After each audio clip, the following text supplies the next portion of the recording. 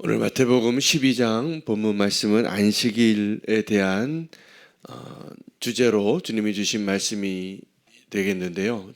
이 안식일에 많은 안식일에 일어난 논쟁에 대한 이야기를 통하여서 주님이 우리에게 주시는 메시지는 전혀 다른 것입니다. 안식일을 정하신 것은 하나님께서 이 모세에게 광야에서 십계명과 함께 거룩한 백성을 세워가시기 위하여 그들에게 축복이 되게 하려고 거룩한 백성의 조건으로 지켜야 할 명령 가운데 하나였습니다. 그래서 안식일을 지키라.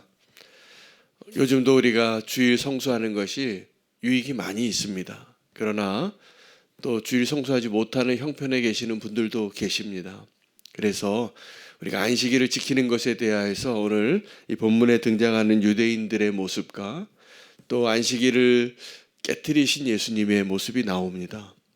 그러면서 주님께서 우리에게 안식일을 지키는 것의 유익과 함께 안식일을 지키는 것보다 더 중요한 하나님의 의도를 발견하라는 메시지가 오늘 우리에게 꼭 들려지기를 축복합니다.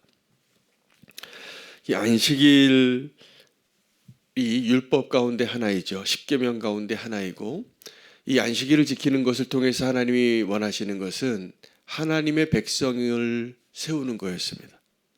그래서 아브라함을 통해서 이스라엘이 시작이 되어지고 언약 백성이 시작이 된 것처럼 이 모세의 십계명을 통하여서 하나님은 거룩한 백성을 세우기 위하여 하나님의 명령을 주시고 이것을 반드시 지키고, 이 안식일을 지키지 않으면 어느 정도였냐면 죽이라고 했습니다. 그것이 하나님의 명령이 맞습니다.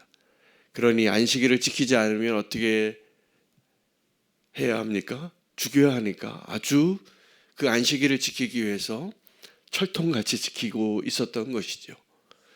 그 안식일을 지키는 그 백성들에게 이제 하나님의 아들이신 예수님이 오셨는데, 예수님이 이 안식일을 깨트리고 계시는 거예요.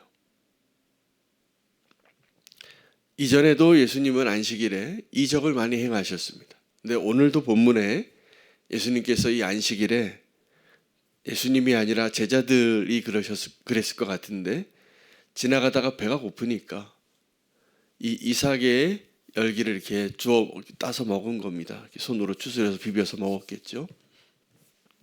이것을 그 안식일에 이 제자들과 예수님의 일행을 감시 카메라로 이렇게 보고 있었다. 그 유대인들이 이제 말합니다. 안식일에 하지 못할 일을 드디어 했다. 너희 이제 딱 걸렸다. 이렇게 말한 겁니다. 예수님의 대답은 안식일을 어긴 사람들의 얘기를 하는 겁니다. 자, 안식일을 지키라고 하나님 명령을 하셨는데, 자, 이 사람이 안식일을 어겼다. 그 예로 든 사람이 두 사람이에요. 한 사람은 다윗이고 한 사람은 제사장이에요.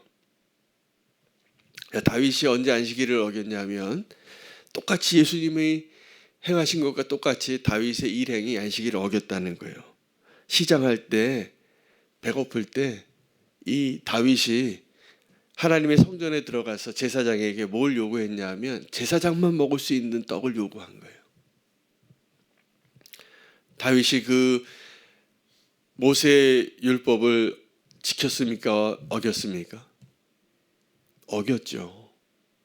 그 진설봉 먹으면 안 됩니다. 제사장만 먹을 수 있는 겁니다.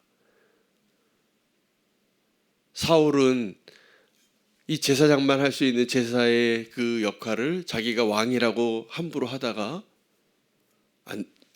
기다리지 못하고 하나님께 버림을 받았어요. 우시야 왕, 제사장만 할 수 있는 그 분향하는 것을 자기가 하다가 문둥병 걸렸어요. 이거 반드시 지켜야 될 하나님의 명령이에요.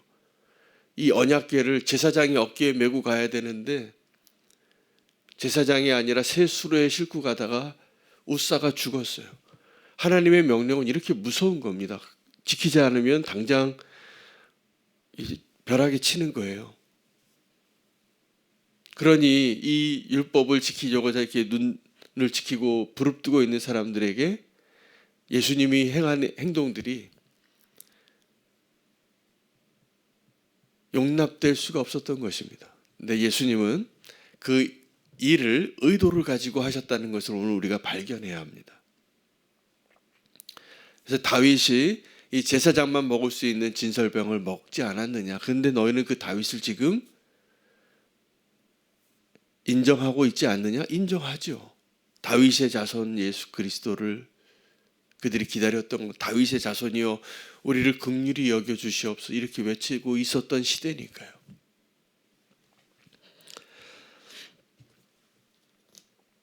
그 안식일에 일하는 사람들이 있습니다. 누구냐 하면 제사장들입니다. 안식일에 제사장이 일하면 그것이 하나님의 율법을 어긴 것이 아니에요. 그들은 그때 그것을 일해야 되는 사람이니까. 이 예외 규정을 이야기하면서 이제 오늘 예수님께서 그들에게 이야기하는 겁니다. 인자가 안식일의 주인이라고. 근데 오늘 이 마태복음에는 한 절이 다른 오늘 이 동일한 사건을 기록한 이 안식일 논쟁의 사건에 기록한 내용 가운데 하나 내용이 빠졌는데 이 내용입니다. 마가복음에는 이렇게 기록이 되어 있습니다. 안식일이 사람을 위한 것이지 사람이 안식일을 위한 것이 아니니라. 그러므로 인자는 안식일의 주인이니라 라고 말씀하세요. 여러분, 우리가 하나님의 백성으로 하나님의 명령을 지켜야 할 율법들이 많이 있습니다. 우리는 십계명을 지켜야 합니다. 그런데 우리가 그 십계명을 다 못 지킨 사람들입니다. 지금. 근데 우리가 십계명을 다 못 지켰는데 이게 지금 살아있는 거예요. 거기다가 하나님의 구원의 역사 가운데 우리가 지금 살아가고 있는 것입니다. 그러면서 예수님께서 말씀하신 것이 내가 원하는 것은 제사가 아니라 긍휼이라.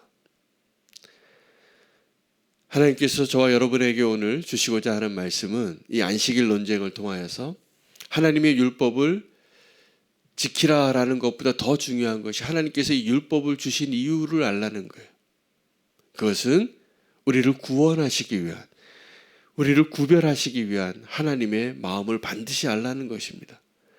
이 안식일 논쟁도 다른 부활 논쟁이나 또 정결의식의 논쟁이나 이 유대인들의 아주 철저한 종교 지도자들과의 논쟁 가운데 하나입니다. 이 안식일 논쟁이. 그 다음에 9절부터 이어지는 내용에는 이 안식일에 예수님이 병자를 고치나 안 고치나 함정을 파놨습니다. 한쪽 팔이 움직이지 못하는 손 마른 자를 앞에 놓고 안식일에 예수님이 이 사람을 고치나 안 고치나 보는 거예요. 예수님이 그 사람을 고쳤을까요? 안 고쳤을까요? 고치셨어요. 알면서. 오늘도 동일한 메시지를 주시는 거예요. 그들이 지켜보고 있고 예수님이 이 활동하실 때 예수님과 가장 많이 부딪힌 사람들이 누구냐면 모세의 율법을 따르던 사람들. 자, 간음한 여인을 데려왔어요. 현장에서 딱 잡혀서. 그리고 예수님이 이 여인을 용서하나 돌을 던지나 이걸 본 거예요. 근데 예수님은 어떤 분이시냐면 모세가 이루지 못한 것을 성취하기 위해서 오신 하나님의 아들이십니다. 근데 모세를 통하여서 주신 율법은 잘못된 게 아니에요. 그것도 하나님께서 우리 구원을 위하여 주신 놀라운 선한 선물입니다.